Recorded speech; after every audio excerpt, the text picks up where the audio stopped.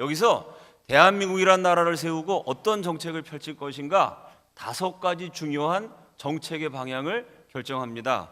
뭐 그 5가지를 다 소개하기는 시간이 많이 걸리고요. 중요한 거 하나, 나라를 세운 다음에 당분간은 교육에 힘쓸 것이다. 국민들을 잘 가르쳐야 된다. 왜? 우리나라 땅덩어리가 좁아요. 더군다나 미국 와서 그 당시 생활하셨던 우리 지도자들의 눈에 조선이 얼마나 작게 느껴졌겠어요. 야, 미국은 이렇게 넓은데 자원도 많은데 조선은 작은 나라다. 자원도 없다. 그럼 그 조선이 살 길은 뭐냐? 사람을 길러내야 된다. 국민을 교육해야 된다. 그 5가지 원칙 가운데 뭐 5가지 원칙이 대한민국을 통해 다 이루어집니다만 제일 중요한 거, 국민을 교육시켜서 우수한 국민을 만들면 대한민국은 찬란하게 부활할 수 있다.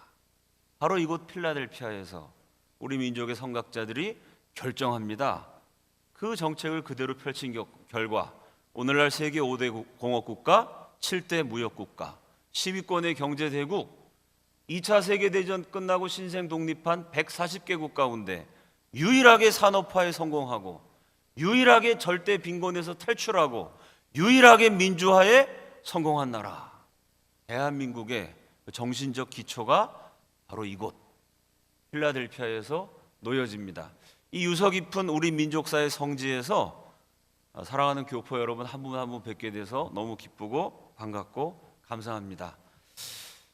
1898년 조선이 기울어가던 무렵입니다.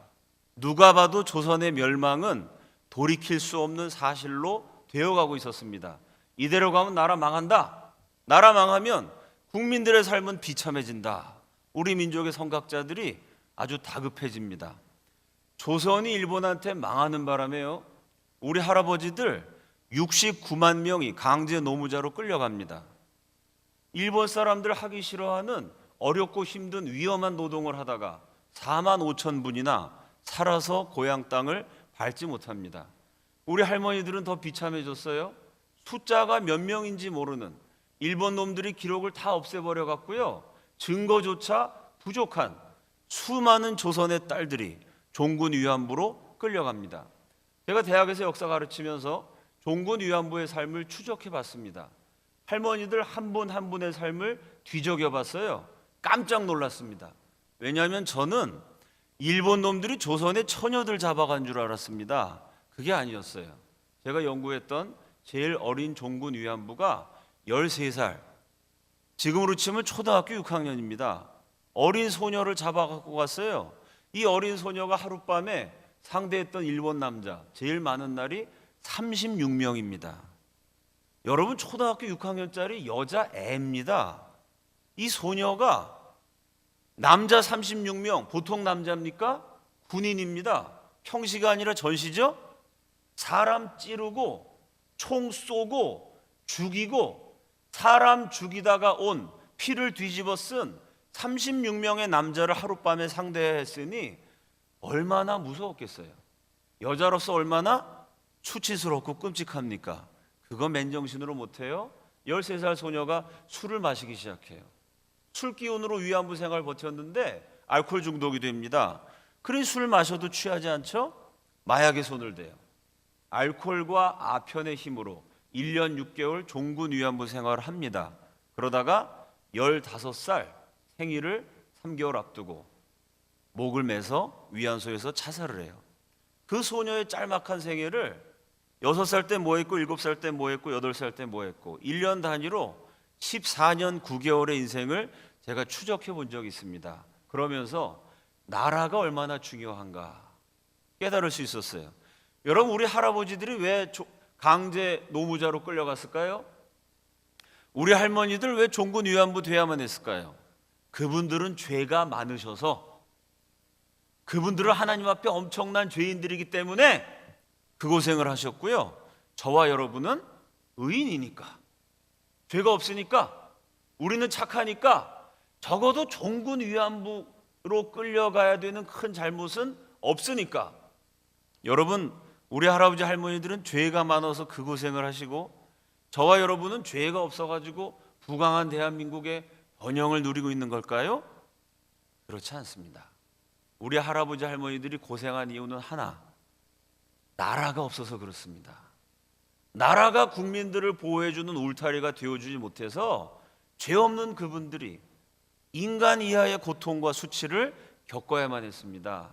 나라라는 게 이렇게 중요합니다. 우리 교포들이 미국에서 자신 있고 당당하게 뻗어나가기 위해서, 우리가 편안 가운데 예수님 잘 믿기 위해서 우리의 조국 대한민국이 튼튼해야 할 줄로 믿습니다. 나라 망하면 백성들은 비참해져요. 그 조선의 선각자들이 이대로 가면 나라 망한다.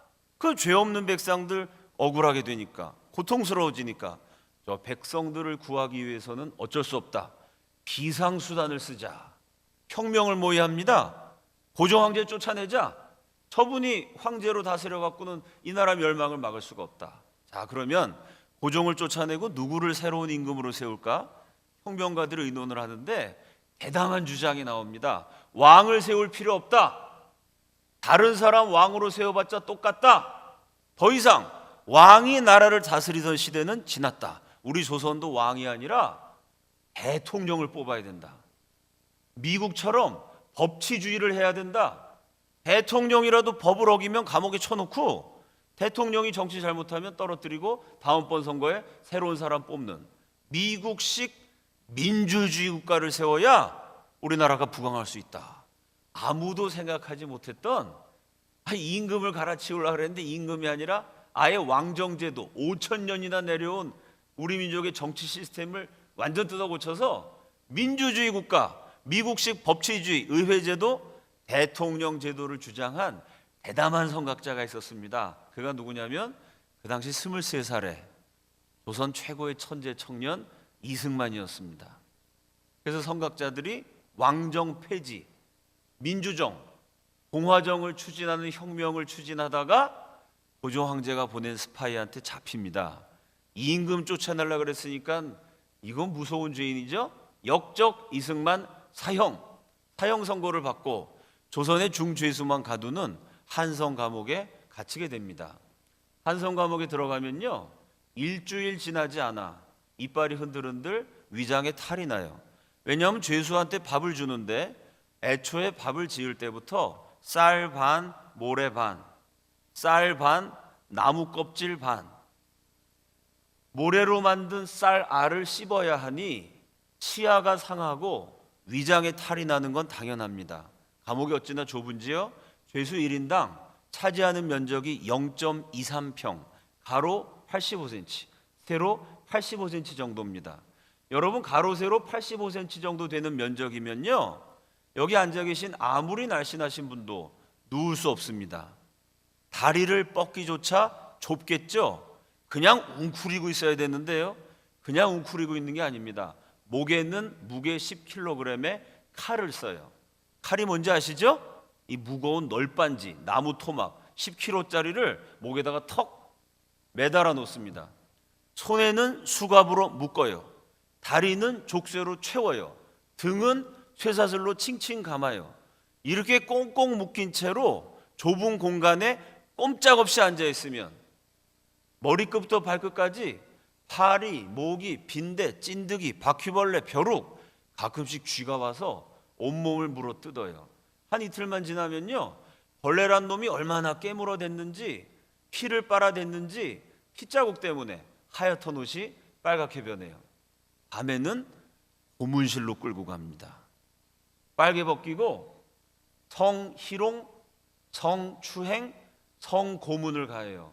만 23살, 자존심 강했던 천재, 이 남자의 자존심을 짓밟아 버리는 거죠. 빨가벗긴 이승만 공중에 거꾸로 매달아놔요. 코에다가 고춧가루 뿌립니다. 콧구멍에다가 주전자로 물을 들이부어요. 쇠붙이를 빨갛게 달궈갖고 몸을 지져요. 다리 사이에 장대를 넣어서 주리를 트는, 뼈를 으스러뜨리는 고문을 가합니다. 이승만이 붓글씨를 잘 썼어요. 너 명필이라며 손 내밀어봐. 손을 망치로 쳐요. 이때 손이 다 부서져 가지고요, 숟가락질, 젓가락질 하는데 5년이 걸립니다. 이게 뼈를 다 부셔버리니까 손가락이 말을 듣지 않아요. 밥을 떠먹으려면 손가락이 오므려져서 숟가락을 잡아야 되는데요. 손가락이 말을 안 들으니까 숟가락 젓가락 줄 수가 없어서 5년 동안 밥을 핥아서 먹게 되죠. 감옥에서 나와서 하루도 빼놓지 않고 서예 연습을 합니다. 감옥 가기 전에 붓글씨 실력을 회복하는데 무려 39년이 걸려요. 1952년 6.25 전쟁이 한창일 때 대통령 이승만의 일기장에 이런 대목이 나옵니다. 전쟁하느라 얼마나 스트레스를 많이 받았는지 어젯밤 꿈에 한성 감옥에서 고문당하는 꿈을 꾸다가 비명을 지르면서 깨어났다. 고문당한 게 23살인데요. 그 악몽에 시달려서 소리 지르면서 깨어난 게 77세입니다. 무려 54년이 지나도록 고문의 악몽에서 벗어나지 못해요. 사실은 91세로 돌아가실 때까지 무려 68년 동안 단 하루도 고문 후유증으로 몸의 통증을 느끼지 않은 날이 없었습니다. 그래서 이승만 대통령 연설하는 필름 지금도 남아있는 게 있어요. 아주 잘생기셨습니다. 잘생긴 할아버지가 영어는 미국 상류층 고급 영어, 미국 박사보다 영어 더 잘하고요. 연설하시는 거 그대로 받아 적으면 책이 돼요. 한국말 연설도 논리에 빈틈이 없어요. 아이 잘생긴 대통령 할아버지가 아주 그 음성으로 떨리는 음성으로 연세 드셨지만 아주 강력하게 연설을 쭉 하신 모습 보면요, 이게 아주 신사예요. 어디까지 신사냐면은 요 손가락만 빼고 신사예요. 온몸이 다 신사신데 요 손은 개구쟁이 악동입니다. 왜? 대통령 할아버지 연설하는 거 보면 그 명문장을 탁 연설하시면서 손은 정신이 없어요. 계속 확 움직이고 그것만 안 하셨으면 연설가로 100점짜리인데 몸이 다 신사인데 요 손은 ADHD, 과잉행동장애, 개구쟁이 악동에 계속 움직여요. 왜냐면요, 가만히 있으면 손끝이 저려요. 요 손톱 밑에를 송곳으로 막 쑤셔대고 여기 망치로 때리니까 돌아가실 때까지 가만히 있으면 손이 막 저리니까요, 이 손가락 움직이면 통증이 좀 덜 하잖아요. 그 연설하실 때도 보면은 계속 손을 이렇게 하면서 연설하세요. 이렇게 온몸이 망신차이가 돼서 으스러졌어요. 고문당하다가 날짜가 되면 나와 목을 탁 잘라서 죽이는 사형수가 됩니다. 더 이상 내려갈 데가 없는 인생의 밑바닥까지 추락했을 때 이승만이 다녔던 배제학당 선생님들의 가르침이 생각이 나요. 성경을 읽으면 마음에 위안이 온다. 거기서 조선의 왕족 이승만이 고문다가 죽을 지경이 되니까 너무 힘들어가지고 성경책을 읽기 시작해요. 감옥에서 성경을 한 장 한 장 읽어나가다가 살아계신 예수님을 만나게 돼요. 1899년 1월 추운 겨울날 조선의 양반 가운데는 처음으로 이승만이 기독교인으로 개종을 하게 됩니다. 이승만이 예수를 믿었을 때 조선이란 나라에는 도무지 희망이라는 게 없었어요. 조선에 제일 잘 사는 도시 수도 서울에 가보면요, 1년 12달 365일 길거리에 늘 펼쳐진 광경이 있습니다. 굶주림에 지쳐 쓰러져 죽은, 굶어 죽은 백성들의 시체가 널려 있었어요. 이승만 박사 일기장, 동시대를 사셨던 김구 선생, 안창호 선생님의 기록 읽어보면 다 똑같습니다. 굶어 죽은 백성 시체가 막 널려 있어요. 걸어다니는 백성들 못 먹어서 얼굴이 누렇게 떴어요. 시체로 가득 찬 나라. 아프리카보다 못 살았습니다. 실제로 독일 선교사님 한 분이요, 세계에서 제일 가난한 나라 가서 복음 증거하다가 그 땅에 묻히겠습니다. 서원하고 20년 기도하셨어요. 그분 생각에 제일 못 사는 나라 아프리카에 있겠지. 선교학 수업을 듣다가 깜짝 놀랍니다. 세상에 아프리카보다 더 못 사는 나라가 있다니. 그분이 선택해서 복음을 증거했던 나라가 코리아예요. 그분의 무덤이 서울 양화진 선교사 묘소 가운데 자리하고 있죠. 이렇게 못 살고 비참한 채로 명맥을 이어오다가 일본에게 망해서 그 명맥마저 끊어지기 직전의 조선, 아무런 희망이 없는 나라. 그런데 이승만이 예수를 믿고 보니까 모든 희망이 사라져버린 그 땅에 누구도 빼앗아갈 수 없는 오로지 남은 단 하나의 희망이 있다는 것을 깨닫게 돼요. 우리 PPT 준비가 됐죠? 띄워주시기 바랍니다. 예, 이게 맨 끝이고 맨 앞에로 올라가 주세요. 예, 이거 누르면 되나요? 예, 감옥에서 쓴 책 청년 이승만 자서전 다 함께 읽겠습니다. 시작.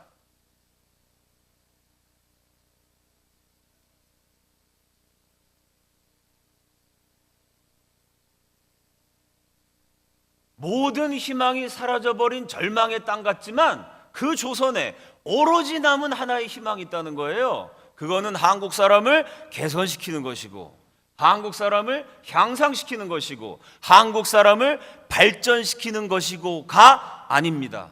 저와 여러분이 믿는 복음은 사람을 조금 낫게 만들고 조금 개선시키고 조금 향상시키는 수준이 아니라 지옥 갈 수밖에 없는 사람을 영원한 천국에 들어가는 하나님의 자녀로 거듭나게 하는, 완전히 새롭게 하는 구원의 능력인 줄로 믿습니다.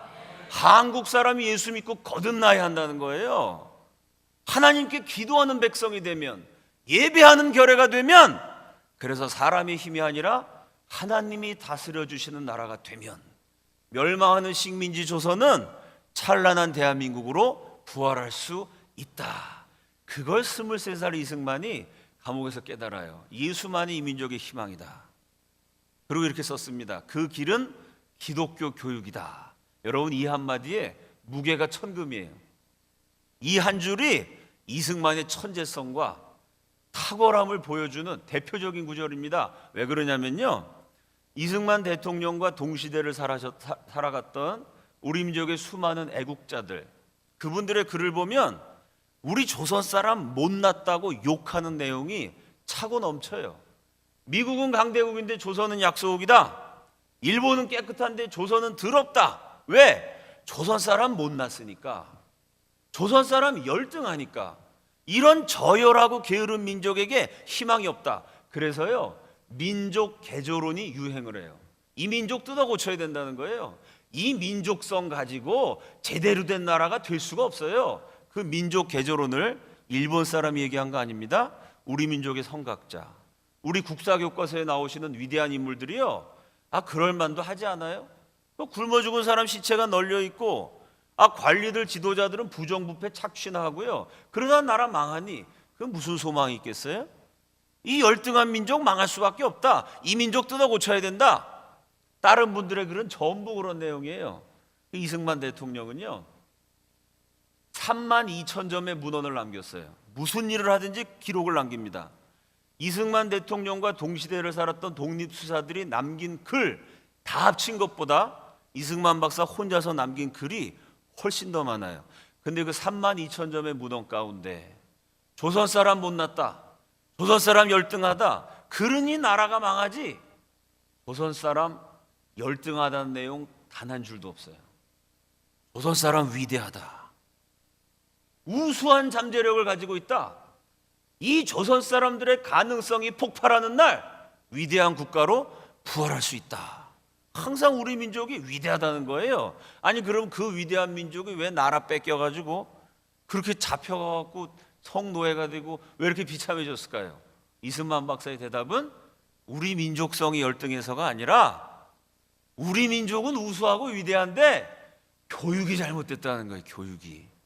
왜? 5,000년 동안 유교 교육, 불교 교육, 도교 교육 제일 많이 한 거는요, 무당 불러다가 푸닥거리하고 귀신 숭배하는 샤머니즘 교육. 부엌에 들어가면 부엌 귀신, 화장실에 가면 뒷간 귀신, 지붕에 올라가면 쥐군 귀신, 그 조그만 달걀 안엔 또 달걀 귀신, 총각이 물에 빠지면 총각 귀신, 처녀가 빠지면 처녀 귀신, 종류별로 총천연색 귀신이 다 있어요. 우수한 민족이지만 하나님 모르고 귀신이나 섬기고 있는데 우상 숭배하는 민족이 어떻게 가능성을 발휘할 수 있겠냐. 이게 이승만의 진단이에요. 그래서 우상 숭배 버리고 사시고 참되신 하나님만 제대로 섬기면, 기독교 교육을 행하면, 조선인의 가슴 속에 예수 그리스도를 심으면, 조선인의 눈빛 속에 하나님의 말씀이 담겨지면, 조선인의 인생 여정에 하나님의 진리이신 성경이 이정표가 되어주면 조선은 찬란하게 살아난다. 이 이승만 박사의 생각이에요. 그 길은 기독교 교육이다. 여러분이 이승만 박사의 말이 맞았을까요? 틀렸을까요? 진짜 한국 사람 그렇게 우수해요? 증거가 있어요? 우리끼리 모여서 우리는 우수하고 위대하다, 이거 의미가 없어요. 한국 사람 진짜 우수합니다. 확실한 증거. 전 세계 애들 데려다가 IQ 테스트 해보면요, 어린 아이들 지능지수 IQ 세계 1등인 나라가 한국이에요. 2등이 어딜까요? 2등이 이스라엘일 것 같은데 이스라엘이 3등. 2등은 북한이에요. 1등이 사우스코리아, 2등이 노스코리아. 그러니 여러분, 이게 객관적인 증거죠? 이승만 박사가 아무 근거 없이 조선 사람 우수하다고 한 얘기가 아닙니다. 실제로 한국 사람 이렇게 우수해요. IQ 1등. 기농 올림픽 가서 맨날 막 1등 하잖아요. 이 조그만 나라가 강대국 미국 와가지고요. 제가 처음 미국 와갖고 열받은 게요, 미국 딱 왔는데 거지를 만났어요. 거지. 미국 거지. 미국 거지도 영어를 잘해요. 얼마나 기분이 나쁜지. 거지가 저를 만나갖고 너는 나를 도와줘야 된다. 미국 거지는 상당히 논리적이더라고요. 내가 이러한 이유로 돈이 없기 때문에 너는 나에게 지금 돈을 적선해야 된다 얘기하는데, 그 발음에 제가 감동받았고 $1 줬어요. 아니, 미국은 거지도 영어를 잘하는데 우리 한국 사람 뭐 대학 나와도 영어, 요즘은 대학생들 영어 잘합니다만 뭐 저 때만 해도 대학 나와도 이거 미국 사람 만나면 말 한마디 안 나와요? 그 영어 한마디 못해도 미국 땅에 와갖고 한국 사람 다 자리 잡고 삽니다. 다 해내요. 이거 우수한 민족입니다. 근데 한국 사람이 이렇게 우수한데 그거를요, 아무도 몰랐어요. 5,000년 동안. 그 맨날 짓밟히고 침략당하는 약소국. 그 약소국 뭐 대단해요? 뭘 대단하겠어요? 5,000년 역사상 처음으로 짓눌리고 억압받고 짓밟혔던 무지렁이 조선 백성 안에 세계에서 가장 우수한 가능성이 있다. 그 민족의 잠재력을 발견한 천재적인 통찰력을 가지신 분이 이승만입니다. 기독교 교육만 하면 한국 사람의 위대한 가능성이 폭발한다. 이 민족의 희망이 이승만의 소명이 됩니다. 나의 인생 목적은 이 길을 위해 준비하는 것이었다. 이때부터 91년 거대한 생애를 어떻게 하면 우상 숭배하던 민족을 뒤집어서 하나님 잘 믿는 기독교 국가로 만들 것인가, 이 한 가지 과제에 일생을 바치게 됩니다. 이승만이 감옥에서 예수 믿게 되었다는 소식, 감옥 바깥에 있었던 배제학당 선교사님들 귀에 들려옵니다. 이 아펜젤러 선교사님을 위한 미국 선교사님들이요, 대한민국을 위해서 위대한 결정을 해요. 그게 뭐냐면, 저 천재 이승만이 사형수가 돼서 예수 믿었는데 저 사람 그냥 사형당하도록 내버려두면 안 된다. 저 이승만을 잘 교육하면, 저 이승만이 제대로 된 인물이 되면 조선을 복음화할 수도 있다. 미국 선교사님들이 영적인 통찰력이 있었어요. 그래서 이 선교사님들이요, 고종 황제한테 이승만 풀어주라고 계속 탄원서를 올려요. 미국 대통령 국무부 장관한테, 우리 그 당시만 해도 미국이 기독교 정신이 엄청 강했거든요. 우리 조선에 와서 복음 증거하는데 조선 복음화의 열쇠를 쥔 이승만이라는 천재가 지금 감옥에 갇혀 있습니다. 강대국 미국이 약소국 조선한테 압력을 넣어주십시오. 지금도 여러분, 미국이 중국 뭐 이런 강대국한테도 니네 인권 좀 존중해, 인권을 무기로 미국이 전 세계 여러 나라한테 막 압력 넣잖아요. 마찬가지로 그때 이 미국이 조선한테, 고종 황제한테, 그 조선도 좀 인권을 존중하고 사람 함부로 죽이지 마십시오. 황제 폐하, 웬만하면 이승만 한번 봐주십시오. 미국 정부와 선교사들이 구명 활동을 벌입니다. 고종 황제가 자꾸 귀찮아져가지고 에라 모르겠다, 6개월 만에 사형수 이승만을 무기징역으로, 무기징역에서 징역 10년으로 이승만을 차례로 감형시킵니다. 미국 선교사님들의 구명 활동에 의해서 죽을 뻔한 사형수가 결국 살아남게 된 것이죠. 그리고 미국 선교사님들이 두 번째 중요한 역할을 한 게요, 미국 교회 헌금을 걷어가지고 교회를 짓고 복음을 증거하는 게 당연한데, 미국 교회 헌금을 걷어가지고 책을 사요. 한국어, 중국어, 일본어, 영어 4개 국어로 된 정치, 경제, 사회, 문화, 교육 플러스 기독교 세계적인 석학들이 쓴 책 수백 권, 수천 권을 삽니다. 그걸 감옥에 있는 이승만한테 넣어줘요. 이때 미국 선교사님들이 얼마나 좋은 책을 많이 넣어줬냐면요, 지금 현재 우리나라 국사편찬위원장이신 유영익 박사님의 논문 가운데 이런 대목이 나와요. 그 당시 조선 팔도에 제일 훌륭한 도서관이 한성 감옥에 있었다. 감옥에다가 도서관을 차려줘요. 그 이승만이 감옥에서 갇혀있는 동안 하루에 10시간에서 15시간 성경 보고 기도하고 연구하고, 성경 보고 기도하고 연구하면서 어떻게 기독교 국가 세울 것인가. 그때부터 대한민국 건국 준비를 하죠. 1899년 그 당시 조선 팔도에 예수 믿는 사람 딱 40명 있었는데요. 남자 가운데는 천하디 천한 백정, 여자 가운데는 밑바닥 인생 기생, 백정 기생 40명 예수 믿는 나라에서 사람 대접받던 양반 가운데는 처음 이승만이 기독교인이 됐어요. 딱 한 명, 글을 읽을 줄 아는 기독교인.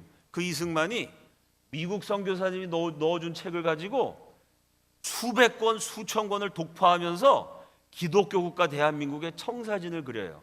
나중에 보면 미국 유학도 가고 그렇게 세월이 흐르면서 한 15년 지났을 때는요, 기독교로 나라 세워야 된다.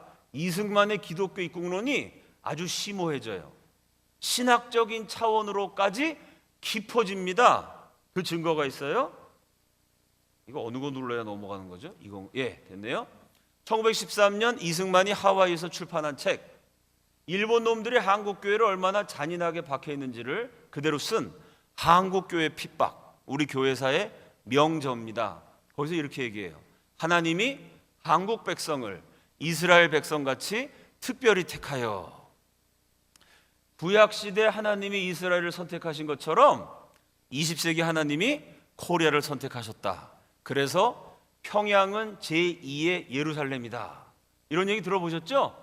평양이 제2의 예루살렘이다. 그 얘기 처음 한 사람이 이승만이에요. 하나님이 대한민국을 선택하셨다는 거예요. 왜 선택하셨느냐? 동양에 처음 예수교 나라를 만들어. 다 함께 따라합시다. 동양에 처음 예수교 나라. 바로 이 말이 대한민국 건국 이념입니다. 여러분 학교 다니실 때 우리나라 건국 이념은 홍익인간이다. 이렇게 배우셨어요. 그 홍익인간이란 말은 어디서 나왔죠? 단군 신화에 나온 말입니다. 곰하고 감사합니다. 곰하고 호랑이하고 여자가 되고 싶어서 굴 속에 들어가서 100일 동안 마늘을 까먹었죠? 그 성질 급한 고랭이가 참지 못하고 뛰쳐나갔고 곰이 끝까지 마늘 까먹다가 여자가 돼서 그 웅녀가 단군 할아버지를 낳았다. 그건 엄밀하게 말하면 대한민국 건국 이념이 아니고요, 고조선의 건국 이념입니다. 호랑이가 담배도 피고 마늘도 먹고 곰이 여자로 둔갑도 하던 진짜 전설 같은 이야기죠. 대한민국의 건국 이념은 뭐냐? 대한민국이란 나라를 세워야겠다고 결심하고 진짜로 세운 이승만의 글에 수백 번 반복되는 정신. 동양에 처음 예수교 나라. 지금도 동양에 기독교 국가 별로 없습니다. 그 당시에 예수교 나라, 기독교 국가는 100% 서양이에요. 동양 최초의 기독교 국가, 동양에 처음 예수교 나라로 하나님이 코리아를 선택하셨다는 거예요. 1948년 5월 10일 우리 역사상 최초의 자유민주 총선거가 열립니다. 이제 대한민국 건국의 기초를 놓는 작업이죠. 대한민국이란 나라의 첫 단추를 끼우는 중차대한 순간에 최고 지도자 이승만이 붓을 들어 작품을 남겨요. 그때 쓴 붓글씨 서예 작품이 지금도 남아 있습니다. 뭐라고 썼냐면 한문으로 네 자를 썼어요. 방구명신. 이게 심오한데 우리말로 발음하면 좀 웃기죠. 방구. 이 발음이 좀 안 좋아요? 방구가 무슨 뜻이냐면은 나라가 오래되었다. 5,000년 길고 긴 역사를 가진 유서 깊은 민족. 반만년 역사 속에 우리는 수많은 국가를 거느렸어요. 고조선, 고려 백제신라, 가야, 통일신라, 고려, 조선, 수많은 국가들이 명멸을 거듭한 유서 깊은 민족이다. 이게 방구예요. 그 다음에 명, 한문으로 쓰면 명령할 명. 이 명이라는 말을 일반적인 용어로 번역하면 대한민국의 건국 정신, 기독교적으로 번역하면 대한민국 건국에 담긴 하나님의 특별한 섭리, 대한민국 건국을 의도하신 하나님의 예정, 선택, 하나님의 뜻, 그걸 이승만은 명령이라 그랬어요. 왜 명령일까요? 바로 그게 기독교 정신입니다. 여러분 창세기 1장 1절 성경의 첫 대목을 딱 피면요, 빛이 있으라 명하심에 빛이 생겨나니라. 아멘이시죠? 존재하는 모든 것은 하나님의 명령으로부터 생겨나요. 저절로 만들어진 게 아니에요. 빛이 있으라 명령하셔서 빛이 생겨난 것처럼 대한민국이란 나라 세워라. 하나님이 명령하셔서 나라가 세워진 거죠. 사람의 힘과 뜻으로 세워진 게 아니라는 거예요. 대한민국 건국을 명령하신 하나님의 뜻은 마지막에 신, 새로울 신자, 전혀 새롭다. 5,000년 동안 우리 민족에게 수많은 나라가 있었지만 이제 하나님의 명령을 받든 전혀 새로운 국가 대한민국이 탄생한다. 이렇게 딱 썼더니요, 옆에 있는 사람들이 물어봐요. 아, 박사님, 구조선, 고구려 백제 신라, 가야 통일 신라, 고려 조선 나라가 많이 있었는데 왜 대한민국만 새롭습니까? 이승만 대통령이 이렇게 대답합니다. 우리 민족의 모든 나라들은 안타깝게도 하나님 모르는 우상숭배 국가였지만 대한민국은 동양의 처음 예수교 나라가 될 걸세. 동양 최초의 기독교 국가가 된다. 이 나라가 뭐 하느냐? 아시아주의 예수교 문명을 발전시킬 책임을 매기심이라. 대한민국이 기독교 국가가 돼서 하나님 모르는 아시아주, 동양을 복음화하는 동양 선교, 세계 선교의 전진 기지가 될 것이다. 기독교 국가 세워서 세계 복음화하는 제사장 나라가 된다. 이게 이승만의 건국 이념입니다. 여러분, 요 말을 조금 더 들어가 보면 저게 아주 신학적인 뜻이 있어요. 서양 역사에 강대국이 많습니다. 강력하고 화려한 로마 제국, 성경에 나오는 느부갓네살 임금의 바벨론 제국, 나일강의 선물 이집트 제국이 있어요. 강대국이 즐비한데 그 서양을 복음화시키기 위해서 하나님이 어느 나라를 선택하셨을까요? 그 강대국을 다 제쳐놓고요, 강대국 틈바구니에 끼어서 밤낮 얻어 터지고 밤낮 학살당하고 밤낮 포로로 잡혀가던 제일 약한 민족 이스라엘을 택하셨어요. 아니, 복음화하려면 좀 힘있고 잘 사는 나라 택하셔야지 왜 그 맨날 짓밟히는 제일 약한 나라 택하셨을까요? 신명기서에 보면 여호와께서 너희를 택하심을 보라. 너희가 크고 강대한 나라여서가 아니고 너희 백성의 수요가 많아서도 아니고 오히려 너희는 열국 가운데 가장 적은 백성이라. 다만 여호와께서 사랑하심을 인하여 택하셨나니. 아멘이시죠? 제일 약한 이스라엘을 단 한 가지 이유, 잘나서가 아니에요. 사랑하셔서 이스라엘을 택하셨어요. 여러분, 그 신명기서의 메시지가 신약 성경 고린도전서를 딱 펼치면 어떻게 연결이 되죠? 약한 자를 들어 강한 자를 부끄럽게 하신 하나님, 세상에 미련한 자를 들어 지혜 있다 하는 자들의 지혜를 폐하신 하나님, 그런 거로 하나님께서는 전도에 미련한 것으로 영혼 구원하기를 기뻐하시느니라. 아멘이시죠? 우리 하나님이 그렇게 미련한 자, 약한 자를 들어서 세상에 지혜 있다 하는 자들의 총명을 폐하시고 그 약한 백성을 사랑하셔서 선택하신다는 거예요. 이승만이 이 얘기를 해요. 하나님이 제일 약한 이스라엘을 택하셔서 이스라엘에 율법을 주시고 복음을 주시고 예수님도 태어나게 하셨어요. 그 약소국 이스라엘에서 시작된 복음이 서양을 전부 다 복음화시켜요. 이게 우리 역사, 이 세계 역사 아닙니까? 이승만이 그 얘기를 해요. 자, 서양을 복음화하기 위해서 이스라엘을 선택하신 하나님, 그 하나님이 동양을 복음화하기 위해서 과연 어느 나라를 선택하시겠느냐? 이게 이승만의 질문이에요. 동양에도요, 삐까뻔쩍한 강대국 많습니다. 온 세상의 한복판에 있는 화려한 나라, 가운데 중자 화려한 화자 중화, 중국이 있어요.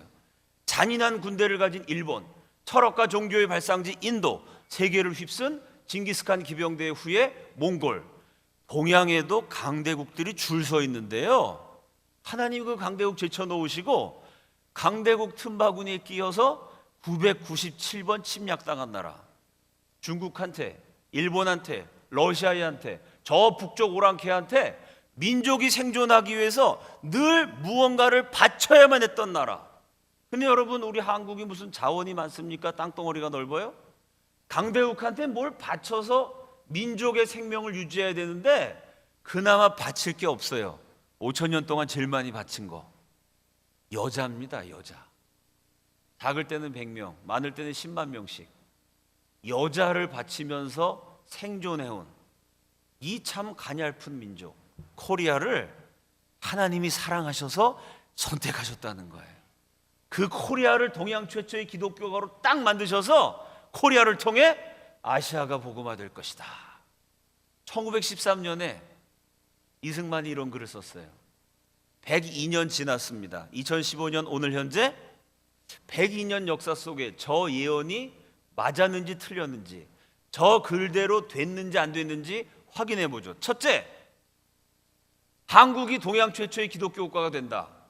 아시아에서 기독교가 제일 강한 나라 한국입니다.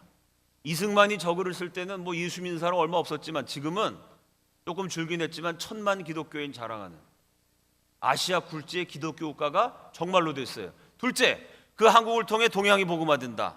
오늘날 동남아시아 선교 제일 잘하는 나라 한국, 서남아시아 선교 1등 한국, 아랍권 선교, 중앙아시아 선교 선교사 제일 많이 보낸 나라 한국. 이승만이 뭐라고 썼냐면요, 5000년 동안 우리 민족을 지긋지긋하게 괴롭힌 저 일본과 중국도 조선인의 손에 의해 복음화되리라. 이게 정말 멋진 얘기입니다. 일본 놈들, 중국 놈들, 너희 야만족 같은 놈들은 맨날 평화를 사랑하는 우리 배그 민족 쳐들어와서 죽이고 뺏어가고 약탈해갔지. 우리가 예수 믿으면 우리가 니네 나라 못지않게 잘 살게 돼. 근데 우리 코리아는 우수하고 우리 코리아는 선량한 민족이기 때문에 우리가 잘 살게 되면 일본 놈, 중국 놈 우리 괴롭혔으니까 복수하겠다. 칼 들고 덤비지 않을 거야. 그건 일본, 중국 니네 같은 야만족들이 하는 짓이지, 우리 우수한 한민족은 우리가 너네만큼 잘 살게 되면 그 힘을 가지고 우리를 지긋지긋하게 괴롭혔던 너네, 그 못된 짓 하다가 지옥 가는 일본 놈, 중국 놈들 우리가 복음 증거해서 구원해 줄 거야. 얼마나 수준 높은 기독교 정신이에요? 장차 일본과 청국도, 그때는 중국이 청나라였잖아요.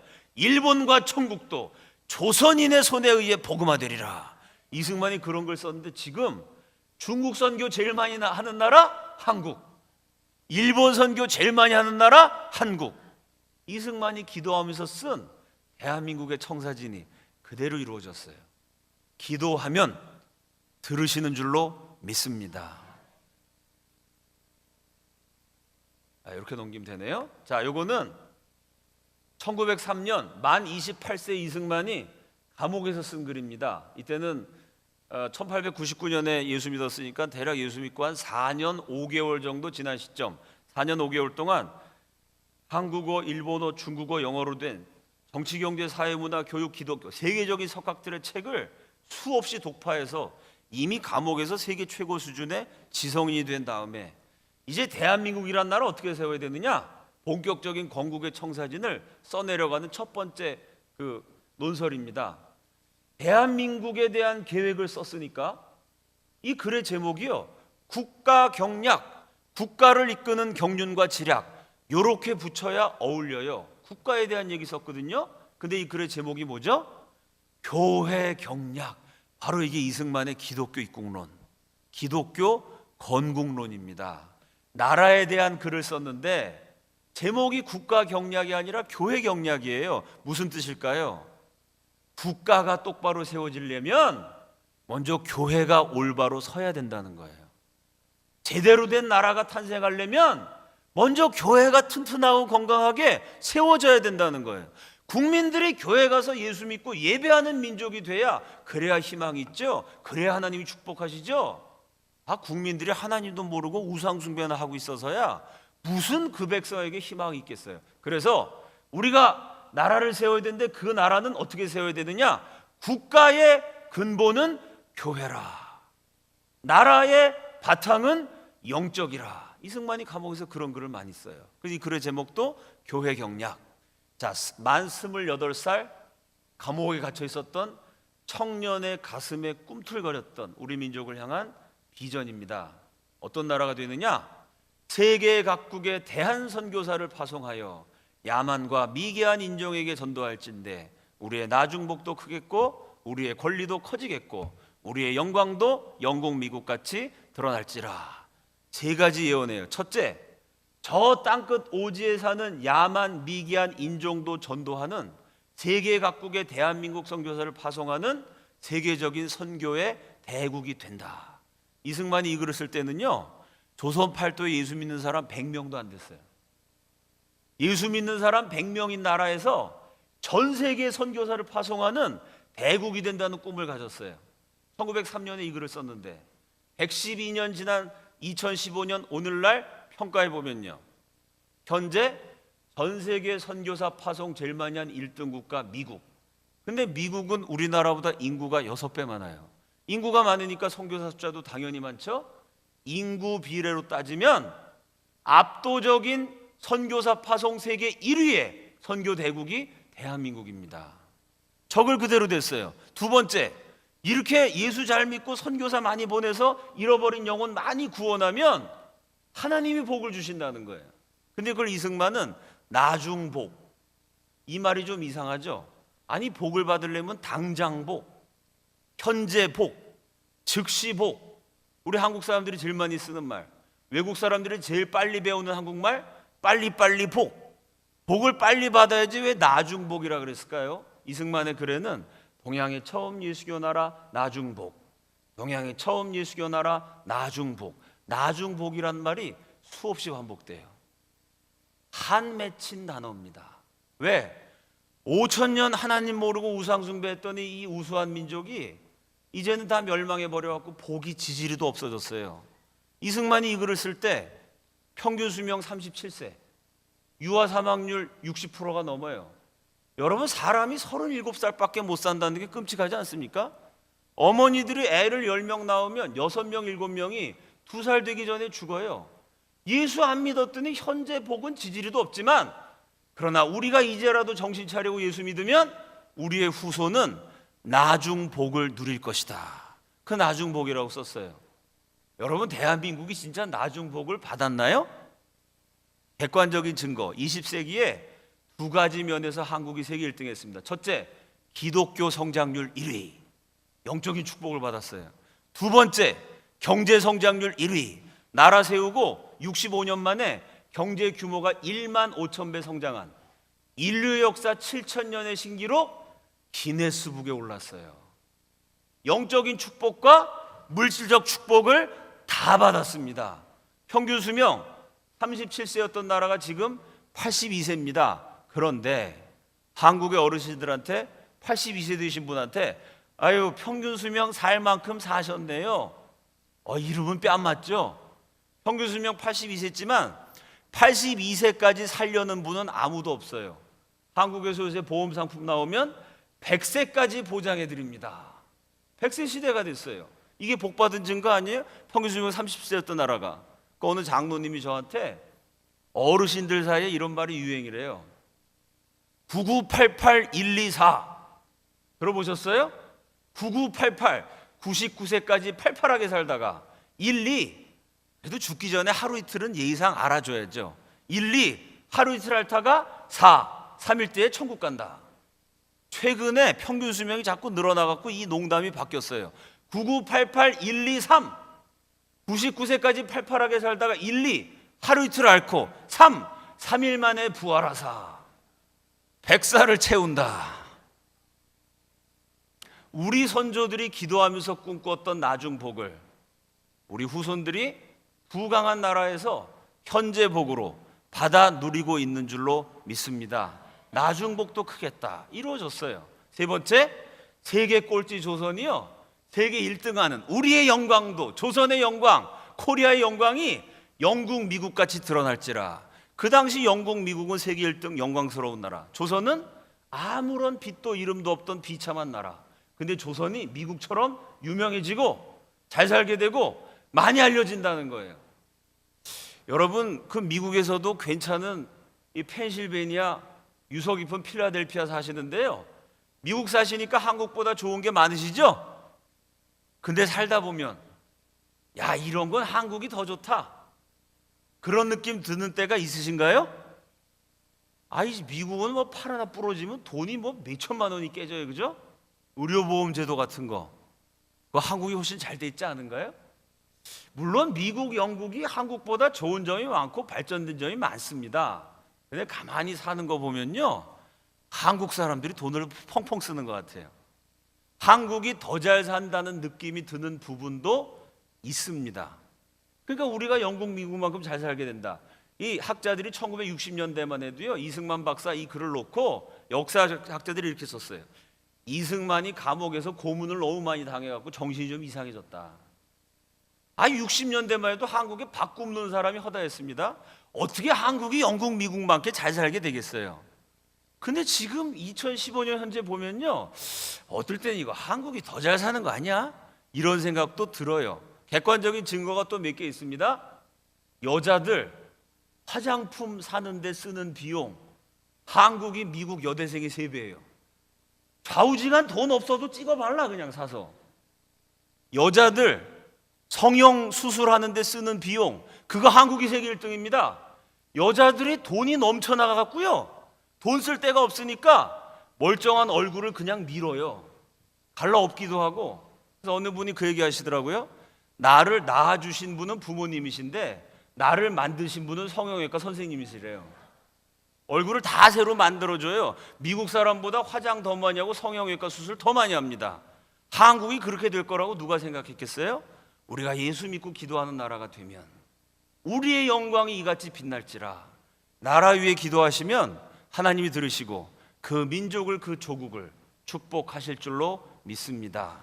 자, 이렇게 이승만이 감옥에서 기독교로 나라 세우면 된다, 기독교 입국론을 정립합니다. 그 대한민국 건국에 4가지 특징이 있는데요. 첫 번째, 제일 중요한 특징은 대한민국은 기독교 정신으로 건국된 기독교 국가다. 그다음 제가 넘기는 거죠. 예. 자, 이승만이 기독교 입국론을 정립하고요, 같이 기독교 국가를 세워나갈 동지를 규합합니다. 그래서 감옥에서 같이 깜빵살이하던 40명을 전도해요.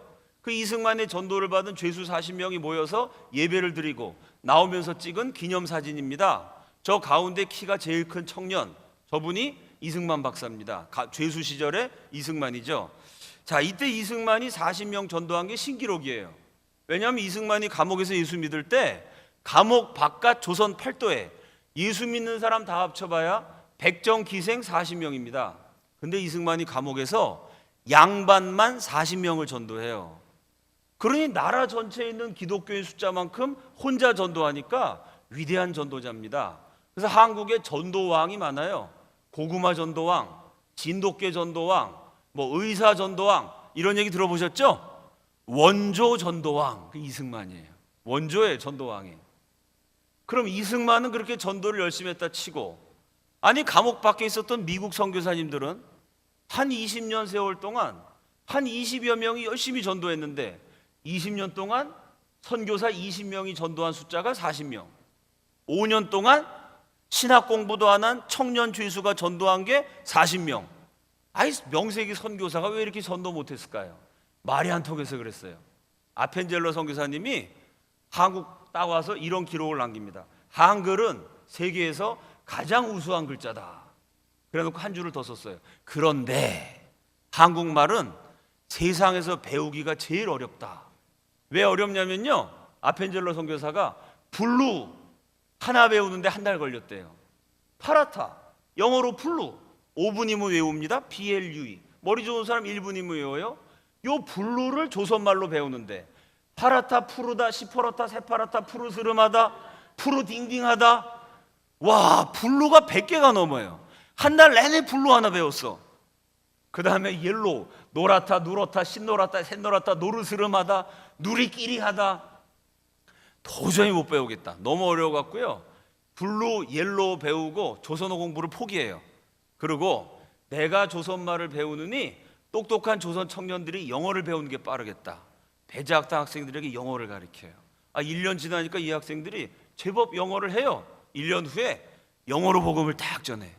배제학당 학생이 그 영어 설교를 듣고 일기장에다 썼어요. 영어로 떠드는데 당최 뭔 소린지 모르겠다.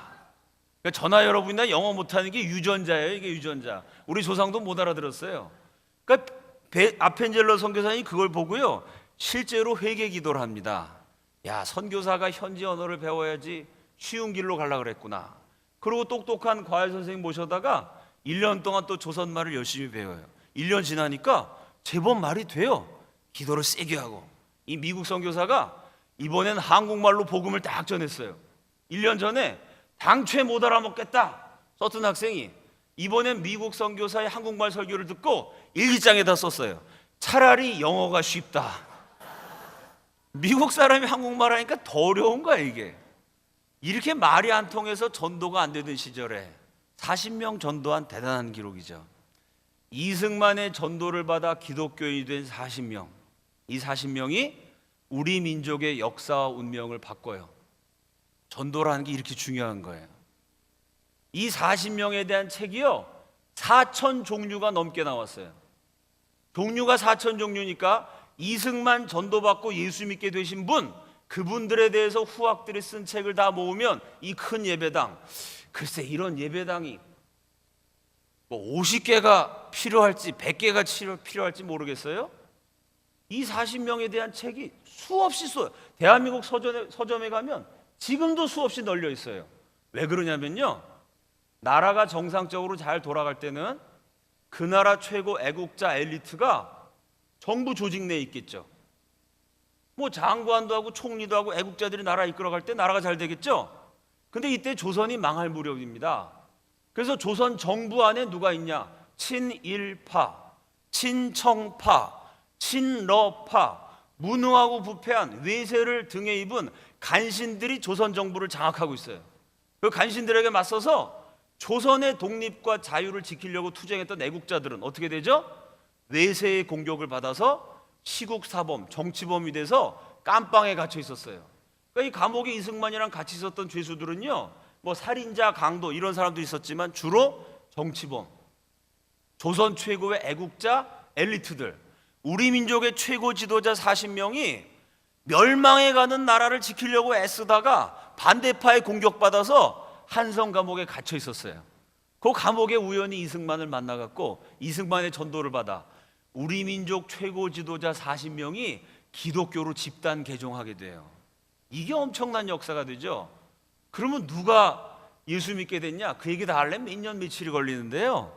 여러분 이름을 알고 계신 분 몇 분만 소개하면, 이승만 옆에 있다가 전도받아서 예수 믿은 사람, 헤이그 밀사 사건을 일으키신 이준 열사 알고 계시죠? 이승만 옆에서 이승만 전도받고 기독교인이 됐어요. 상해 임시정부 주석 김구 선생님이 유명한데, 김구 선생님의 전임자, 김구 선생님보다 먼저 상해 임시정부 주석 되셨던 서고 이동영 선생, 감옥에서 이승만 전도받고 기독교인이 됐어요.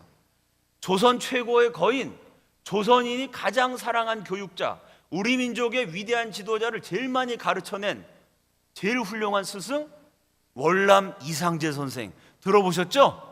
이상제 선생 5년 동안, 5년이 아니라 1년 넘게 이승만 전도를 안 받아들이고 거부하다가 마지막에 예수를 믿고 감옥에서 나오셨어요. 또 여러분 국사 시간에 신소설을 쓴 사람 안국선, 안국선이라는 이름 옛날에 시험에도 나오고 들어보셨죠? 그 신소설을 쓴 안국선이란 소설가, 이승만 전도받아 기독교인이 됐어요. 민족대표 3.1운동 33인 가운데 한 분 이종일 선생, 무장 독립운동가, 이 미국과 하와이를 중심으로 맹활약했던 우리 교포들 중심으로 무장 독립 군대 만들었던 박용만 선생, 신흥우, 신궁우 선생, 뭐 이런 기라성 같은 인물들이요, 나중에 그 물산 장려 운동, 애국 계몽 운동, 이런 3.1 운동, 이런 중요한 운동 일으키는 걸출한 인물들이 감옥에 갇혀 있다가 이승만 전도를 받고 기독교로 집단 개종하게 돼요.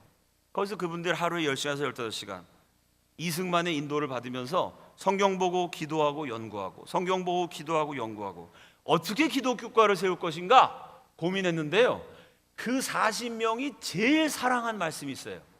성경 66권 다 은혜로웠지만 그 40명의 죄수가 우리 민족의 운명이 이 말씀에 달려있다, 그렇게 철석같이 믿었던 대표적인 구절, 그게 오늘 본문입니다. 요한복음 8장 32절, 진리를 알지니 진리가 너희를 자유케 하리라. 이 말씀에 완전히 꽂혔어요 이분들이. 이 말씀을 조금 바꿔가지고 이 감옥에 갇혀있는 우리 민족 최고 선각자들이 서로 화답해요. 진리를 알지니 진리가 조선을 자유케 하리라.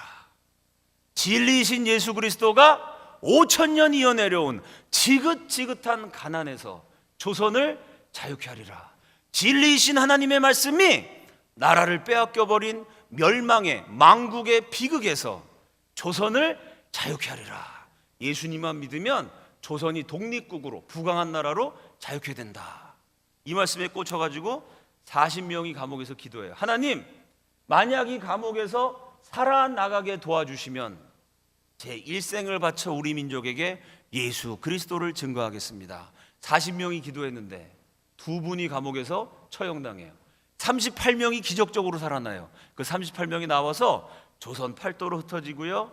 미국, 일본, 중국, 시베리아, 하와이, 프랑스, 영국, 멕시코 세계 각국에 흩어져요. 가는 데마다 2가지를 해요. 첫째, 교회를 세우고, 둘째, 독립운동을 해요. 이게 우리나라 역사에 참 자랑스럽고 감사한 점입니다. 독립운동을 그냥 한 게 아니라 교회를 세우면서 독립운동을 해요. 성경 공부하면서 독립운동을 해요. 전도하면서 독립운동을 해요. 왜? 기독교만이 나라를 되찾을 수 있다고 믿었기 때문에. 이분들이 기독교로 독립운동을 하고 이분들과 이분들이 전도한 기독교 인재들이 결국 기독교 정신으로 대한민국이라는 나라를 세우게 됩니다. 자, 감옥에서 이렇게 기독교의 공론을 정립하고 그 꿈을 이뤄나갈 우리 민족 최고 지도자 40명을 전도했어요. 이게 이승만의 위대한 업적입니다. 이승만이 감옥에 갇히고 5년 7개월이 지났는데 러일 전쟁이 터져요. 한마디로 누가 먹느냐 하는 싸움입니다. 러시아가 이겼으면 조선은 러시아 식민지가 됐을 텐데 일본이 이겨서 우리가 일본한테 나라 뺏기게 돼요. 어느 쪽이 이기든지 조선은 망하게 됩니다. 고종황제가 다급해졌어요. 그때 고종황제한테 떠오른 나라가 미국이에요. 만약 저 강대국 미국이 러시아한테 야, 러시아 니네가 전쟁에 이기더라도 조선은 독립시켜줘. 미국이 만약 러시아한테 압력을 넣으면 우리가 살 수도 있겠다.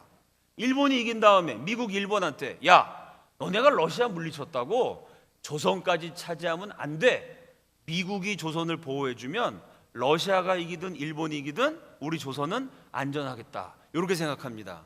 그래서 급하게 미국의 외교관을 파견해요. 지금이야 영어 잘하는 사람 많지만 그 시대 영어 할 줄 아는 사람 없습니다. 미국에 특사 가려면 영어 잘해야 되잖아요. 그 고종황제가 그 영어 누가 제일 잘하냐?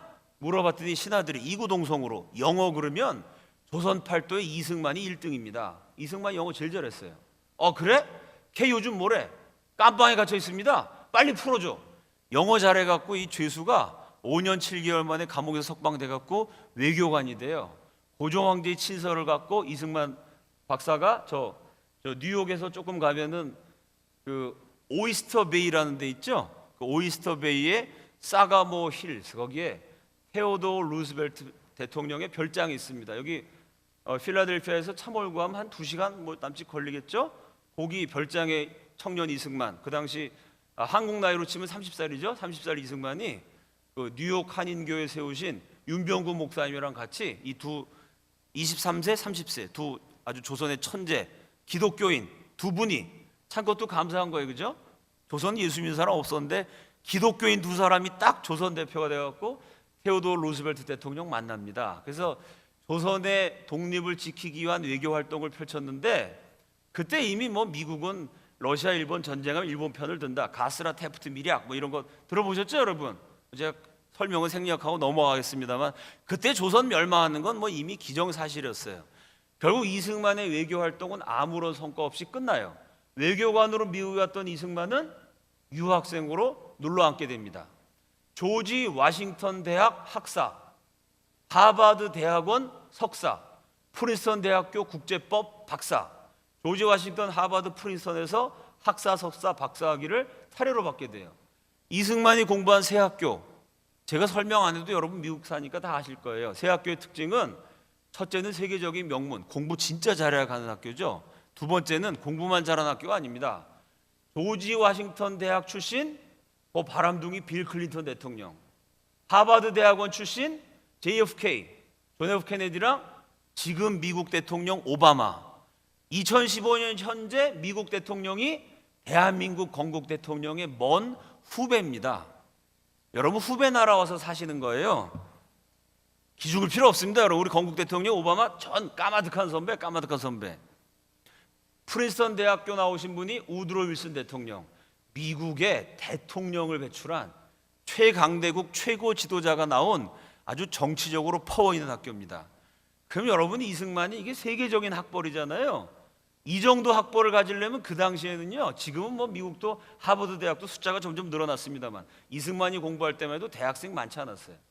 이승만과 같은 학벌을 가진 사람이 미국 대부분의 도시에는 한 명도 없어요.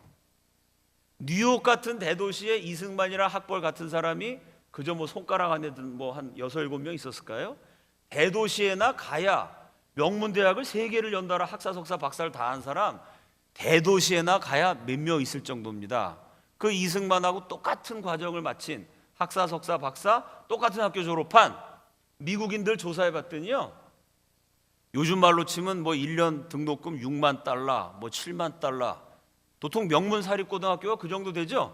이렇게 미국에서 제일 비싼 명문 사립고등학교 수석 졸업생이 이승만이랑 똑같은 과정을 다 밟는데 12년 걸렸어요. 대학 4년, 대학원 2, 3년, 박사과정 3, 4년, 금방 12년 되잖아요. 명문대학이니까 뭐 논문도 쉽게 통과 안 되고. 그건 미국 사람 얘기입니다. 영어가 자기 모국어예요.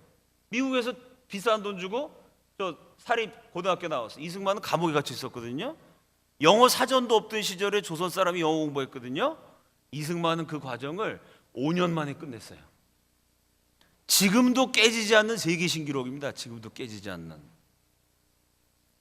그래서 이게 1905년 프린스턴 대학교 국제법 박사 학위받은 사진입니다. 1905년 찍은 사진인데 지금 봐도 근사하죠?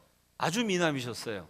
그럼 뭐 이승만이 5년 만에 마친 건 동양인 불쌍하니까 미국 애들이 학위를 빨리 준 게 아니냐? 정말 이승만의 학문적 수준 어느 정도냐? 이승만 박사가 졸업할 때 썼던 논문이 전시중립론입니다.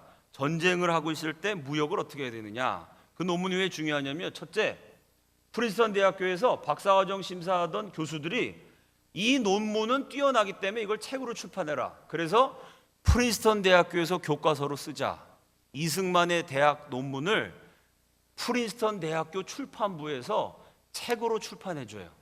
그래서 대학교 교재로 씁니다. 둘째, 우드로 윌슨 대통령이 그 미국을 통치할 때 1차 세계대전이 터져요. 미국이 골치 아파집니다. 왜? 미국은 독일하고도 무역을 하고 영국하고도 무역을 해요.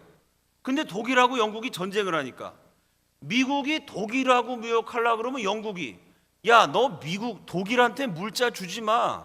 미국 니네가 독일한테 좋은 물건 주니까 걔들이 그거 갖고 우리 영국 공격하잖아. 영국은 미국한테 독일하고 무역하지 말라 그래요. 독일은 미국한테 영국하고 무역하지 말라 그래요. 미국은 아니 싸우면 지들이 하고 우리는 무역해서 먹고 살아야 되는데 왜 난리야? 이 전쟁 중에 무역을 어떻게 해야 되느냐? 이게 미국의 현안 문제로 대두가 됩니다. 그때 프린스턴 대통령이 의회에서 연설하면서 이렇게 얘기해요. 닥터 승만 리의 연구에 의하면 전쟁 중에 중립국의 자유무역은 보장되어야 합니다. 그러니까 우리가 독일하고 무역하든 말든 영국 니네가 상관하지 마. 독일하고 전쟁하는 건 영국이지 미국이 아니야. 우리가 영국한테 물건 팔든 말든 독일 니네 끼어들지 마. 전쟁 중인 교전 당사국이 아닌 다른 나라에 자유무역의 권리는 보장돼야 된다. 싸울래 니들끼리 싸워라. 다른 나라 무역하게 내버려둬라. 이렇게 우드로 윌슨 대통령이 연설하고요. 이 정책이 오늘날까지도 국제법의 기초가 됐어요. 오늘날도 전쟁이 일어나도 무역을 합니다. 그 국제법의 기초를 이승만의 논문에서 나왔어요. 그러니까 미국 대통령이 의회에서 연설하면서 한국 학자의 논문을 인용한 처음이자 마지막 사례. 결국 학자로서도 최고였어요. 프린스턴 대학교 한국 최초의 국제법 박사가 아닙니다. 프린스턴 대학교 동양인, 아시아인, 황인종 최초의 국제법 박사죠. 박사학위를 받고 고국에 돌아가 주로 기독교 복음을 전하고 설교가, 교육자, 언론인 이런 방면으로 나라의 독립을 되찾고자 애썼어요. 그러다가 상해 임시정부가 수립됩니다. 1919년 상해 임시정부에서 만 44세 이승만을 대통령으로 선출해요. 이때부터 이승만은 정치 지도자로 우리 민족의 최고 지도자의 파란만장한 생애를 걷게 됩니다. 자, 이렇게 이승만이 정치 활동을 막 시작할 무렵 필생의 대적이 등장하죠. 세계적인 화가가 그린 그림입니다. 퀴즈. 누가 그렸을까요? 찍어보세요. 누굴까요? 이 화가. 벌써 이름이 막 나와요. 그죠? 피카소. 우리가 뭐 미술은 잘 몰라도 그림을 보니까 어딘가 피카소스럽죠? 약간 괴상한 게 군인이 여자와 애들을 닥치는 대로 죽여요. 저 그림의 제목은 학살. 어느 나라에서의 학살일까요? 저 그림의 제목은 한국에서의 학살. 미제국주의자들이 조선 민중을 닥치는 대로 죽였다. 세계적으로 유명한 반미 그림이에요. 그럼 피카소는 미국 사람이 조선 사람 저렇게 학살한 적 없거든요.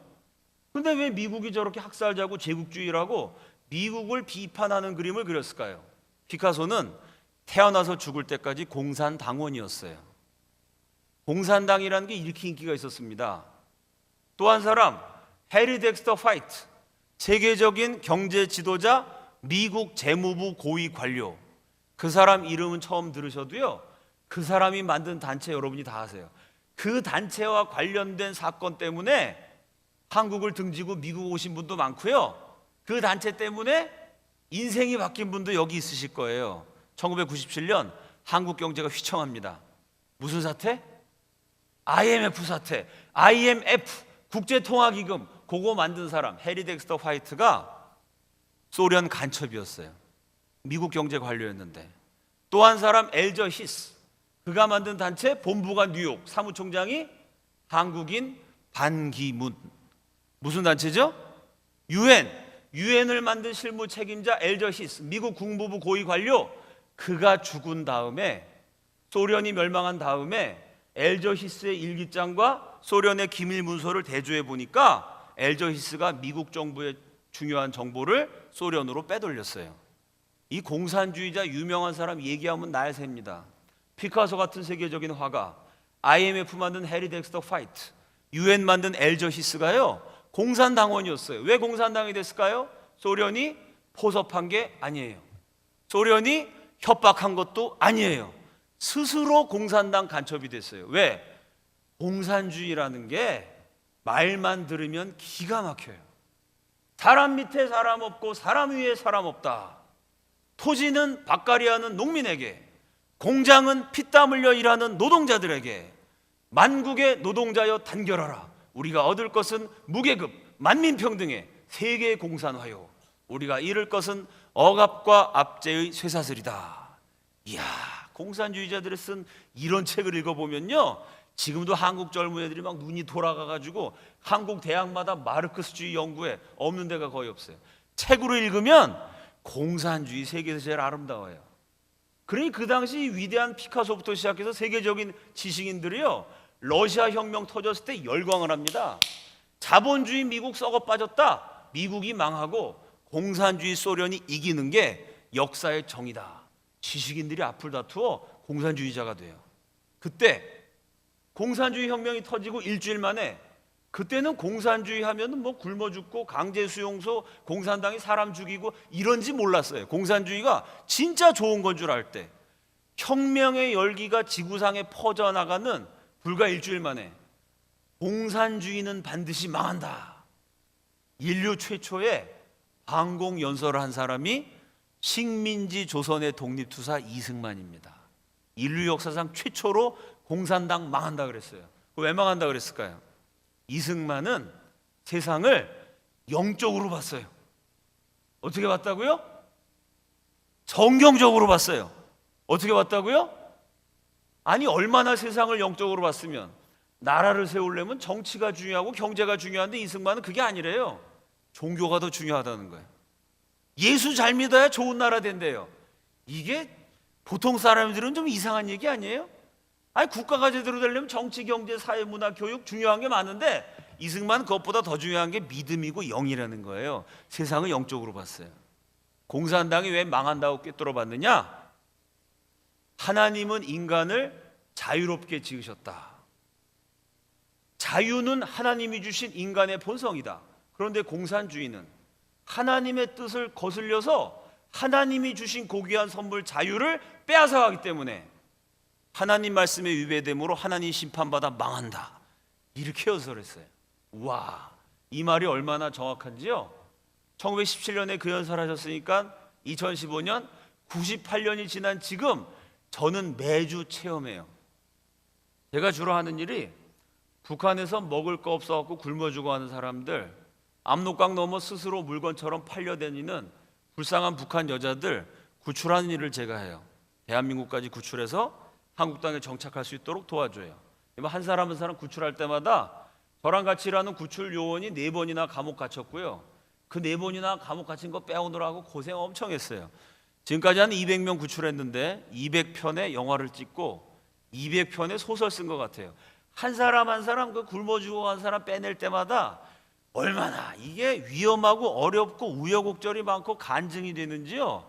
야, 정말 뭐 그때그때 가슴 졸이고 하나님이 또 기가 막히게 역사해 주시고 아주 뭐 드라마보다 드라마틱한 그런 일 한 200번 겪었어요. 제가 구출한 북한 주민들 주로 여자들이죠. 여자들이 많이 팔려다니니까요. 한 10명 이렇게 세워놓고, 야, 너네들 북한 살다가 남한 왔는데 남한에 와서 사니까 제일 좋은 게 뭐냐? 이렇게 물어보면요, 그 10명 가운데 어떨 땐 9명, 어떨 때는 10명이 다 자유가 제일 좋대요. 자유. 북한 자유가 없었는데 남한 오니까 자유가 있어서 너무 좋대요. 이승만 대통령이 자유를 뺐기 때문에 망한다. 그 말씀이 정확한 거예요. 그럼 제가 또 물어봐요. 자유에도 종류가 많습니다. 종교의 자유, 언론 출판 집회 결사의 자유, 또 뭐 있을까요? 표현의 자유, 직업 선택의 자유, 거주 이전의 자유, 돈 벌 수 있는 자유. 자유 중에도 종류가 많은데 그 중에 무슨 자유가 제일 좋냐 물어보면요, 10명 가운데 9명, 10명이 요게 제일 좋대요. 아마 인터넷으로 제 강의를 들으신 분들은 정답을 아시죠? 그분들만 빼고 오늘 제 강의를 처음 들으시는 분들 퀴즈, 무슨 자유일까요? 맞춰보세요. 아이, 그 정답을 말씀하시면 안 되죠. 예, 그 컨닝하신 거 맞죠? 들으셨죠? 이거 한국 국민은 맞출 수가 없어요. 정답 말씀하신 것처럼 은행에서 돈 찾는 자유예요. 아니, 은행에 내 돈 100만 원이 있는데 그거 내가 찾는 거, 한국 사람 아무도 이거 자유라고 생각 안 해요. 내 돈 내가 찾는 건 당연한 거죠. 북한에서는요, 2015년 1월 달에 김정은이가 신년사를 발표했는데요, 그 신년사에 이런 대목이 있어요. 당이 결정하는 대로 결정하고 당이 행동하는 대로 행동하자. 그 신년사는 3대 세습했어요. 김일성, 김정일, 김정은 65년 동안 북한 정권의 신년사에 한 번도 빼놓지 않고 등장한 대목, 당이 결정한 대로 결정한다. 내가 필라델피아에 살까 뉴욕에 살까, 요걸 내가 결정하는 게 자유민주주의예요. 동문은 필라델피아에 사시오. 당이 결정한 대로 결정하는 게 공산주의입니다. 내가 화가가 될까 음악가가 될까, 내가 선택하는 게 자유민주주의예요. 동문은 음악가가 되시오. 당이 명령하는 대로 행동하는 게 공산주의예요. 은행에 내 돈이 100만 원인데 그걸 찾을까 말까 내가 결정하는 게 아니에요. 당이 결정한 대로 결정하는 거예요. 공산당이 찾아라. 그래야 찾아요. 그럼 공산당 간부한테 허락받으려면 뇌물을 30만 원에서 40만 원을 줘야 돼요. 은행 수수료가 30% 40%예요. 내 돈 찾는데 그 돈이 아까우니까 북한 여자들이 몸을 바쳐요. 여러분 인터넷 들어가 보면요, 북한 탈출해서 중국 살다가 잡힌 탈북 여성들에 대한 동영상이 인터넷에 많이 올라 있어요. 그 동영상 보면 좀 이상한 게 있습니다. 아니, 북한 여자를 잡아다가 이 북한 당 간부 남자들 아닙니까? 남자들이 삥 둘러서 가지고요, 여자를 빨개 벗긴 다음에 대변을 보게 해요. 아니, 변태 같은 놈들이 다 있어요. 여자를 빨개 벗긴 다음에 토끼띠 뛰게 해요. 토끼띠. 항문을 쑤시고 자궁안을 수색해요. 왜 그럴까요? 은행에 돈을 넣었다가 그거 못 찾아요. 당이 결정 안 해주면 못 찾잖아요. 그래서 여자들이 돈을 은행에 못 맡기니까 자기 몸에다 감춰요. 자궁안에다 넣고 항문에다가 쑤시고, 그거 찾으려고 이 미친놈들이 빨개 벗겨서 대변 보게 하고 토끼띠 뛰게 하고 자궁 항문 쑤시고 그러는 거예요. 그래서 탈북 동포들 수기를 제가 쭉 읽어봤는데, 이 돈이 없으면 죽으니까 이 돈을 항문에 넣었다가 토끼띠 띄우면 빠지잖아요. 요거를 지키려고 돈을 삼켜요. 돈을 그냥 삼키면 음식물하고 섞여서 돈이 못 쓰게 돼요. 요걸 비닐에 싸요. 비닐을 손으로 이렇게 문질러 가지고 얇게 만들어요. 그러면 코팅한 효과가 나겠죠? 비닐로 코팅해 갖고 지폐를 먹어요. 그리고 뱃속에서 며칠 버티다 보면은 이게 대변이 돼서 나오죠. 그 대변을 씻어서 다시 또 먹어요. 그 주순영 선교사님이라고 우리 목사님 잘 아시는 그분 쓴 수기를 보니까 내 자궁에 들어갔다가 항문을 거쳐서 뱃속에 들어갔다가 변으로 나온 그 돈을 다시 먹는데 냄새가 이게 자궁 안이 얼얼하고 항문은 따끔거리고 목구멍이 그렇게 아파요. 이 지폐를 삼키려니 목구멍 얼마나 아파요. 근데도 이 돈 없으면 난 죽는다 그런 마음으로 지폐를 한 장 한 장 삼키는데 돈 한 장 삼키는데 1시간이 걸렸다. 이런 대목이 실제로 있어요. 그렇게 돈 때문에 고생하다 대한민국 와서 카드를 탁 넣고 비밀번호 누르면 돈이 튀어나와요. 이야 진짜 좋은 나라다. 그 순간이 제일 행복하다는 거예요. 그래서 제가 탈북자 저희 단체 회원한테 카드 주고 심부름 시켰어요. 야 30만 원만 찾아와라. 아 은행이 바로 옆이니까 5분 만에 와야 되는데 30분 걸려도 안 와요? 얘가 이건 남조선 와서 어리버려갖고 사고 난 거 아니야? 제가 걱정하는데 늦지막하게 들어오는데 얼굴이 싱글벙글이에요. 너 왜 이렇게 늦었어? 물어봤더니요 은행에 카드 넣고 돈 찾을 때가 인생에서 제일 행복하대요.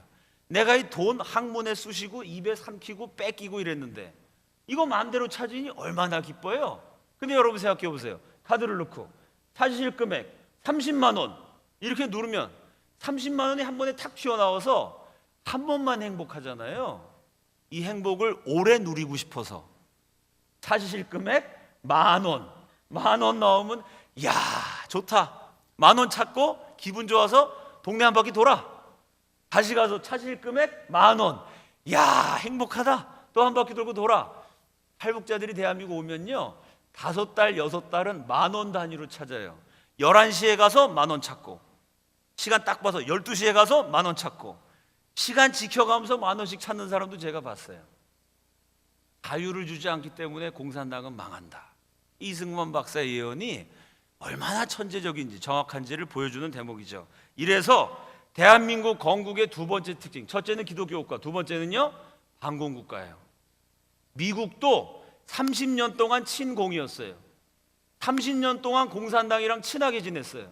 미국이 소련과 친구가 돼주고 미국이 소련에게 무기를 대줘서 독일과 일본을 물리친 전쟁이 월드워 2, 2차 세계대전이죠. 미국, 소련은 동맹국, 30년 동안 친공이었어요. 단 한 나라, 대한민국만 나라 세우기 전 임시정부 시절부터 우리는 반공이다. 반공을 국가의 기본 노선으로 삼고 세워진 인류 최초의 가장 강력한 반공국가가 대한민국입니다. 그럼 이승만이 반공을 딱 정하고 반공 정책을 밀어붙인 결과 이게 세계적인 업적입니다. 여러분 이게 아시아와 유럽의 공산화 지도예요. 아프리카 남미까지 합치면 전 지구상의 3분의 2가 붉게 물들었습니다. 저 가운데 저 위에 있는 큰 나라가 소련이죠. 대한민국 면적의 250배. 세계에서 제일 큰 나라, 세계에서 지하자원 제일 많은 나라, 세계에서 목재, 침엽수림 제일 많은 나라. 저 소련이 강력한 힘을 이용해서 주변의 40개 나라를 차례로 공산화시켜요. 이 소련의 유력을 당할 세력이 없습니다. 지도에 보시는 것처럼 여러분 다 공산화됐어요. 소련 옆에. 그런데 저 소련이 제일 공산화시키고 싶었던 나라가 있어요. 소련 이전에 러시아 사람이 쓴 글에 뭐라고 썼냐면요 저 땅은 우리 러시아 민족이 반드시 차지해야 된다. 요리에 비유하면 철갑 상어알 요리다. 서양 사람들이 제일 좋아하는 고급 요리가 철갑 상어알이래요. 그렇게 꼭 먹고 싶은 비싼 땅이라는 거예요. 거기가 어디냐? 한반도. 구체적으로 말하면 부산이에요. 소련이 제일 갖고 싶었던 땅이 사실은 부산 앞바다입니다. 왜 그러냐면요 여러분 지도 보시는 것처럼 소련은 북쪽의 추운 나라. 겨울에 항구가 얼어요. 항구가 얼어서 무역을 못하니까 겨울이 기니까 경제가 성장하는데 한계가 있죠. 그래서 소련이 크림 전쟁, 1차 세계대전, 아프간 전쟁, 요즘 또 뭐 우크라이나 사태, 러일 전쟁, 소련이 남진 정책을 피는 이유는 딱 하나예요. 얼지 않는 항구, 부동항, 따뜻한 남쪽 항구를 차지하기 위해서죠. 근데 여러분 부산을 보세요. 만약에 소련이 부산까지 차지했으면 부산 앞바다에서 태평양으로 뻗어갑니다. 어느 미국 학자가 이렇게 썼어요. 만약에 소련이 부산을 손에 넣었다면 오늘날 세계 최강 대국은 미국이 아니라 소련, 세상은 공산화되었을 것이다. 그 소련이 이 한반도를 차지하려고요, 상해 임시정부에다가 막 돈도 보내고요, 박헌영 같은 뛰어난 공산주의자 유학도 시키고요, 고려인 공산주의자들에게 막 무기도 대주면서 한반도를 공산화시키려고 그렇게 했었어요. 근데 이승만이가 나타나서 반공으로 대한민국 딱 세워서 공산을 막으니까 소련이 김일성 세워갖고 전쟁까지 일으켰잖아요. 그게 엊그제 얘기죠. 6.25 전쟁까지 하면서 소련이 한국 땅을 차지하려고 그랬는데, 여러분 저 지도를 보세요. 전 세계에서 유일하게 대한민국만 소련의 공산화를 막아냈어요. 이래서 대한민국 건국은 세계사적인 사건입니다. 이게 저만 얘기한 게 아니에요. 베를린 장벽 붕괴 10주년 기념연설에서 미국의 빌 클린턴 대통령이 이렇게 얘기했어요. 한국 전쟁이 마지막에는 고지전이 되거든요. 여러분 아시죠? 백마고지 뭐 이런데, 그 백마고지에서 무슨 석유가 콸콸 나오나요? 거기 무슨 다이아몬드 광산이 있어요? 그거 별로 쓸모없는 야산이에요. 그 쓸모없는 고지 하나 차지하려고 수만 명이 죽었어요. 수만 명이. 하루에 12번씩 주인이 바뀌어요. 아니 이렇게 쓸모없는 고지를 차지하느라고 왜 이 수많은 젊은이가 죽어야 되나? 빌 클린턴이 그 얘기를 해요. 베를린 장벽 붕괴 10주년 기념식 때 한국의 쓸모없는 고지에 우리가 올라가서 싸울 필요가 뭐가 있나? 많은 사람이 그렇게 회의했습니다. 그러나 한국의 이름 모를 고지에 싸우기 위해서 올라갔기 때문에 오늘날 우리가 베를린 장벽을 무너뜨리고 그 위에 올라갈 수 있었습니다. 올라간단 말을 반복해요. 한국에서 공산화를 막아줬기 때문에 한국 전쟁을 통해 전 세계가 야, 공산당이 저런 놈들이구나, 공산당이랑 전쟁할 때 이렇게 하는구나. 안타깝게도 우리 민족이 이 실험실 도구가 돼갖고요, 한국 전쟁을 통해 전 세계가 공산주의가 뭔지 알았어요. 공산주의랑 싸우는 전략을 수립했어요. 그리고 40년 쫙 밀어붙였더니 베를린 장벽이 무너졌어요. 한국의 고지에 올라가 싸웠기 때문에 베를린 장벽 무너뜨리고 올라갔습니다. 이게 빌 클린턴 미국 대통령의 공식적인 역사 해석입니다. 이래서 대한민국 건국, 반공으로 나라 세운 게 중요하고 위대한 겁니다. 이 반공 노선이 없었으면 저와 여러분은 99.999% 하나님을 아버지라고 부르지 않고 김일성을 아버지라고 부르면서 살고 있었을 겁니다. 어떤 나라가 공산화됐을까요? 폴란드, 동독, 체코, 슬로바키아. 여러분 이 유럽 나라들은 그 당시 대한민국보다 100년을 앞서 있었어요. 우리보다 100년 앞선 나라, 추풍 낙엽처럼 다 공산화됐어요.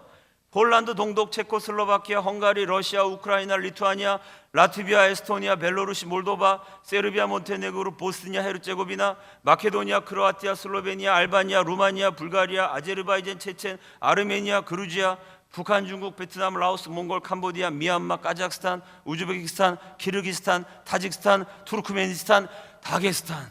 아이고 숨차라. 이 많은 나라가 공산화됐는데 대한민국만 기독교로 나라 세운다. 두 번째, 하나님 말씀에 위배되는 공산주의와 끝까지 싸운다. 결국 진리이신 하나님의 말씀을 따라 건국 노선을 결정했기 때문에 세계 5대 공업국가 7대 무역국가로 이 전 세계 최강대국 미국에서도 수많은 교포들이 꿈을 피우면서 재능을 발휘하면서 편안하게 행복하게 살아갈 수 있는 번영의 기초를 놓은 것입니다. 그 출발은 위대한 국가 대한민국의 탄생이고 그 탄생의 근원은 진리이신 하나님의 말씀입니다. 진리가 너희를 자유케 하리라. 이 건국 정신을 따라서 하나님의 말씀 붙들고 하나님 사랑하고 나라 사랑하는 애국하는 동포들 다 되시기를 우리 주님의 이름으로 축원합니다. 함께 기도하시겠습니다. 첫째로 대한민국 건국 정신을 따라 남한 북한 해외 동포 7,300만 모든 결례가 예수님 잘 믿는 결례, 하나님께 예배하는 민족, 진리이신 하나님 말씀 따라가는 제사장 국가 될 수 있도록 대한민국을 축복하여 주시옵소서. 필라델피아의 수많은 우리 교포들 한 사람도 빼놓지 않고 이승만 건국 대통령의 이념을 따라 다 교회 나와서 예수 믿게 하여 주시옵소서. 두 번째, 우리 자신을 위해서 기도할 때 그렇습니다. 하나님 말씀이 진리입니다. 이 말씀으로 나라를 바꾸고 역사를 바꾸었던 위대한 기적의 역사를 생각하며 하나님 말씀으로 내 인생을 변화시켜 주시옵소서. 우리 가정을 새롭게 하여 주시옵소서. 하나님 말씀 안에서 우리 자녀들이 위대한 인재로 성장하게 하여 주시옵소서. 주여 세 번 외치시고 다 함께 통성으로 기도합니다. 주여.